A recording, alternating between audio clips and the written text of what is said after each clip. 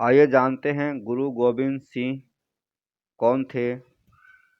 तो गुरु गोविंद सिंह का जन्म 1666 ईस्वी में पटना में हुआ था। पटना बिहार की राजधानी है। उनके पिता का नाम गुरु तेग बहादुर और माता का नाम गुजरी था।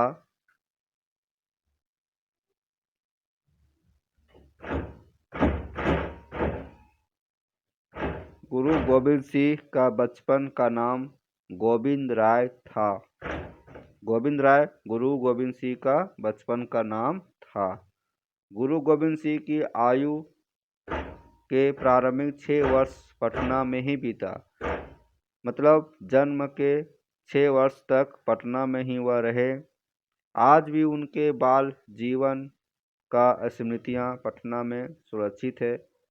6 वर्ष तक का उनका बाल स्मृति पटना में सुरक्षित रखा हुआ है।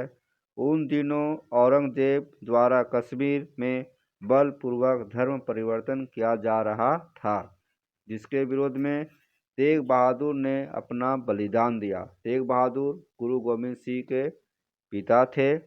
पिता के बलिदान के समय गुरु गोविंद सिंह मात्र 9 वर्ष के थे। इसी अल्प आयु में उन्हें गुरुपद मिला।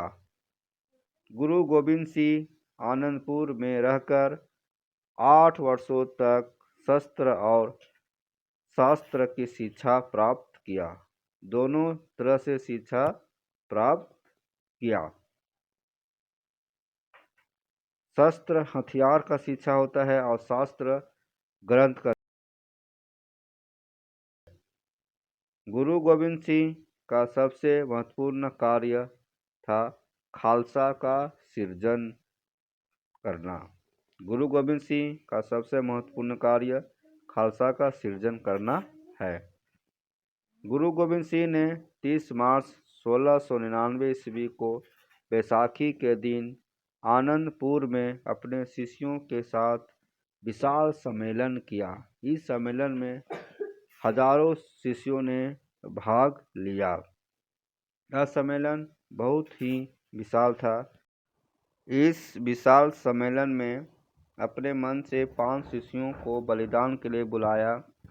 जो 5 शिष्य आए उन्हें पंज प्यारे कहकर संबोधित किया गया। पंज प्यारे। गुरु गोविंद सिंह खालसा को गुरु का स्थान दिया गया और गुरु को खालसा का। मतलब गुरु का स्थान खालसा और खालसा का स्थान गुरु। दोनों ये काम गुरु गोविंद सिंह ने किया।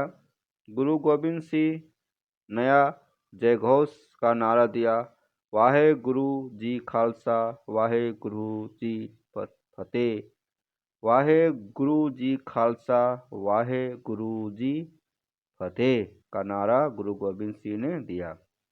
वाहे गुरु जी खालसा, वाहे गुरु जी फतेह का अर्थ हुआ खालसा ईश्वर का है और ईश्वर की विजय सुनिश्चित है।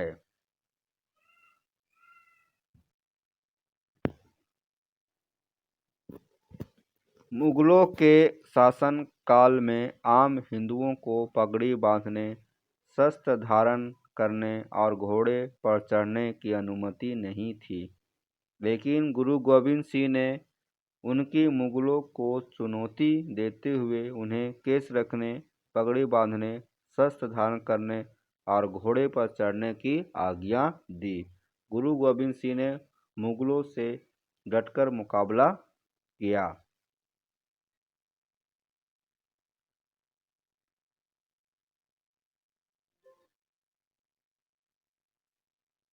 गुरु सभा में लिखा है कि नांदेड़ में एक दिन शाम के वक्त गुरु गोविंद सिंह विश्राम कर रहे थे।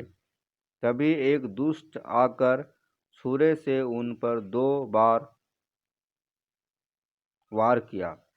गुरु जी ने निकट रखी तलवार उठाकर उसे वहीं मार डाला। इस दरमियान गुरु गोविंद सिंह घायल हो गए थे।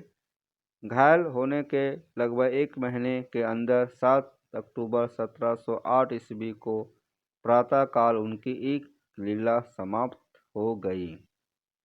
मतलब गुरु गोविंद सिंह का देहांत हो गया। बिहार के भूमि पर उन्हें जन्म देने का गौरव प्राप्त है, तो महाराष्ट्र की भूमि में उनका अंतिम संस्कार हुआ।